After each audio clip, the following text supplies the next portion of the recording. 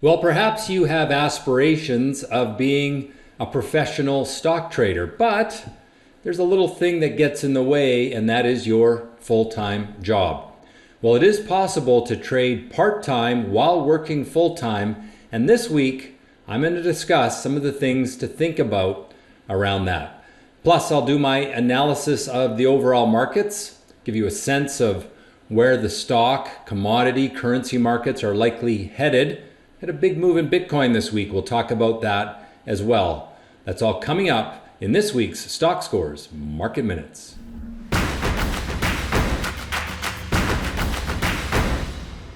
All right, so can you trade part-time while working full-time? Well, the answer on how you do that depends a lot on the kind of full-time job that you have. So I'm going to discuss some things to think about. You can then make determinations of what style of trading fits with your full-time job. So generally speaking, the shorter the time frame that you trade, the more time it takes, the more time during market hours it takes. So for example, if you're day trading off of the 1 minute time frame, which is my preference when I'm day trading, well, that is pretty much a full-time job.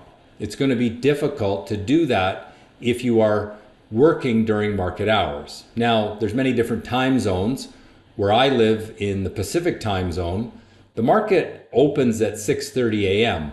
And so theoretically, you could trade for the first couple of hours and then go to a normal 9 to 5 job. And in fact, many of the best day trades happen in the opening 1 to 2 hours. We'll talk about that more in a moment. Now, if you're swing trading, you're probably going to focus on the 13-minute or 15-minute time frame, perhaps the 30-minute time frame, and that takes less time. Most of the trade signals for the swing trader come in the opening hour, maybe opening 2 hours. And so again, for someone in the right time zone, they can enter those positions before they head off to work. And many of my students do exactly that. It also doesn't require as much attention through the trading day to monitor your positions. And you can really do that from your cell phone or from your computer at work. I'll talk about that more in a moment. And then finally, there's position trading. Now, position trading we tend to do off of the daily chart, and you really don't need to focus on entries during market hours. Now, certainly you can, but it's not necessary. And so for someone that really cannot look at the market during the trading day, it's a good opportunity for a trading mentality by doing the work in the evening. So you come home from work, have dinner, whatever, run your market scans, look for trading opportunities that may play out over the next few weeks.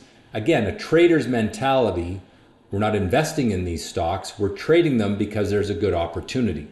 So can you trade part-time while working full-time? Yes, but what style of trading you do, what strategy you employ depends a lot on your work schedule. And again, if I'm day trading using my day trader strategy, my hit and run strategy, intraday pullback strategy, most of those entries come in the first couple of hours. If I'm swing trading with my Alpha Echo or my simple swing strategy, I will do most of the picks for that strategy in the opening hour. So check the time zone where you live and see if that makes sense. I know many of you viewers here are from Europe or Asia, and then you can do that after a normal workday. Now let me show you some examples of what I mean by these different time frames. So this would be trading the 1 minute chart. This is a stock that we traded on Friday, and it gave a signal there on my hit and run strategy just before noon. Now that's noon Eastern time, so just before 9 o'clock Pacific time. If you're in Europe, that's in the late afternoon, evening. This stock made a very quick run. You could be in and out of it very quickly, but it was a full-time focus for that trade. You can't really enter it and then go do something else, but you can do that with swing trades. So here is a swing trade using my simple swing strategy. We had an entry signal right here. You can see the abnormal volume coming into the stock, abnormal price action, breaking out through resistance. This is called a cup and handle pattern. Find that using the different algorithms that I have for TradeStation. So that was on June 6th. And now, as I do this video, June 16th was the closing price at around 490. It started that move at 225 or so, 230. So it's more than doubled. And it doesn't take a ton of time to find this, nor to follow it. I'm going to talk a little bit in a moment about how you follow these things if you're working. And then finally, we have position trades. And this is a chart of Microsoft. We had a buy signal on Microsoft way back here in January. Again, trader mentality, but you only have to monitor this position daily in the evenings or maybe on the weekends off of the weekly chart. Still hasn't given a sell signal. And for a large cap stock, this thing has done really well. Probably going to stop going up soon as it comes into long-term resistance. All right, so again, the majority of day trade entries come in the first 3 hours. So if that suits your schedule, you're good. Some of the exit signals can come later, but you can use things like trailing stops or monitor positions from something as simple as a cell phone. Now, something I like to do is use a program that allows me to log into my trading computers at home from my phone or from an iPad or a laptop. So if I'm out and about, I can do that from my phone. If you are at your normal job, you can check your positions from your phone. So the software that I've used in the past are TeamViewer and GoToMyPC, and they allow you to log into your home machine or any other computer really, and you can check your positions, check them, every 15 minutes, half an hour, whatever, depending on the type of strategy you're doing, and still do your normal work. Now, some people will do that from their work computer, but sometimes there's issues with firewalls and security in a corporate environment where you really can't access these platforms. So again, having your phone with cellular access allows you to check in on that main computer where you might have your brokerage platform running and also check your real-time charts and that sort of thing. So I've done it. I've traveled and still traded and not been attached to my trading computer. And you can do the work if your schedule allows, depending on the strategy. There's many different strategies. You just have to find the one that fits with your schedule. All right, let's get into this week's market analysis. We'll jump into the Stockscores website here. Here's a chart of the S&P 500 on the weekly time frame. And you can see that we're back into a bullish trend. We started that a few months ago. We broke through resistance from a rising bottom, and we've been moving higher ever since. And I still think that that's the bullish outlook for that long-term time frame. Also on the short-term time frame, you can see the buyers are in control. We are in an upward trend and therefore good potential to continue higher. Let's take a look at the Canadian Stock Exchange. T.xiu is the index for the TSX 60. And unlike the S&P, it has not made that breakthrough resistance. This market has been stuck in a sideways range, and until it can break out of that range, I think it's pretty much a neutral market, deserves a little bit of caution. If we look at the 1 month shorter term time frame on, say, the 60-minute chart here, you can see that the short-term time frame has broken the downward trend. That's good. We're now building a rising bottom. That's also good. We just need to make that break up through it. And if that happens, we should improve in the short term. Moving along to the commodities markets, let's take a look at gold. And here you can see the long-term chart of gold is still in an upward trend. It has pulled back to the trend line where it should bounce. The challenge gold is facing is that it has this long-term resistance here, which has held up numerous times over the last 3 years. And so I think the upside is somewhat limited. Looking at the shorter term time frame, the 1 month 60-minute chart, you can see that the sellers are in control. We have falling tops. The pace of those falling tops has diminished, but until we start building some rising bottoms, I think you still need to be cautious on gold. Now, if we were to break from here, which would also mean breaking off of that upward trend line on the weekly chart, well, that changes the situation very quickly. So keep an eye for that, but it hasn't happened yet. Moving along to oil, USO is the chart that I like to look at here. Here's the long-term time frame. It's been pretty quiet ever since we had that breakdown. we haven't really been able to get moving to the downside, which is what you would expect with that breakdown. But we certainly haven't had any upside strength yet either. We had a little bit of a bounce back this week, but we're still stuck in this trading range. You can see the stock scores are low, and that's because the tops are falling and generally the sellers are in control, although the market is sideways.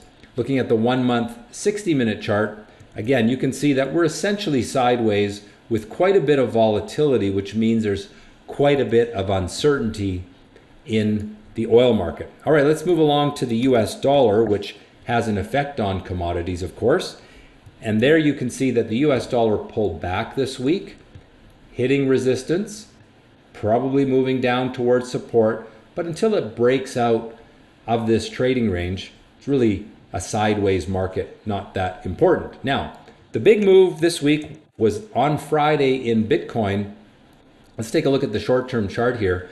I think it was motivated by an announcement that there was going to be a new ETF for Bitcoin, I believe by BlackRock, and that seemed to give the market a lift on Friday.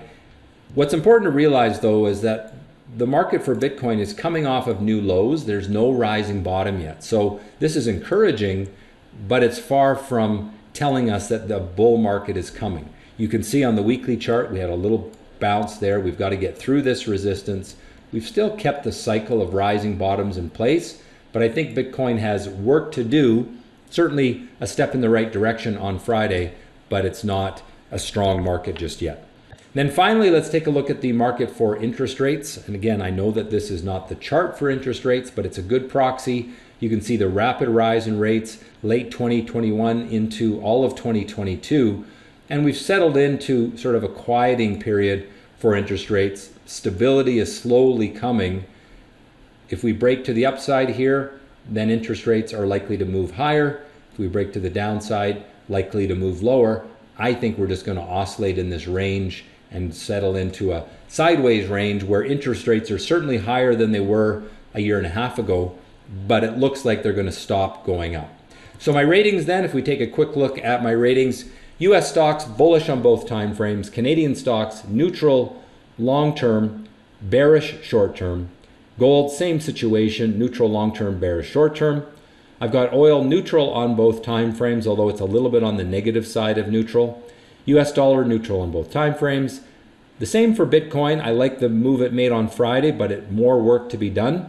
And then finally on interest rates, neutral on both time frames. All right, let's take a look at the day trade of the week. For those that like to day trade, this is an example of a stock, or in this case, a fund that was a hot mover on Friday. And this is Bitcoin's ETF, GBTC. And it broke from a good ascending triangle pattern. I'll draw the pattern for you. You can see the rising bottoms, which is a sign of optimism. You can see resistance, which is an upper boundary for where price is likely to go. And then we broke out through that right around 1 o'clock on Friday. The volume was significantly higher on Friday than other days. And we had this nice move to the upside. Sell signal right about here. And that's a 6 times risk trade. So in other words, if you risked $1,000, this trade made $6,000. If you risked $100, then this trade made $600. And those are the kind of trades that I teach you to do in our active trader program and trades that we cover in the Stockscores Active Live service. You can learn more about that at stockscores.com. What do you think? Is the market for Bitcoin finally going to stop the downward slide? Or was Friday's blip nothing more than a blip? Let me know what you think in the comment section. If you like the video, click on the like button. It gets more views, and that makes me more enthusiastic to do more videos. Hope that you've enjoyed this week's Market Minutes. Trade well.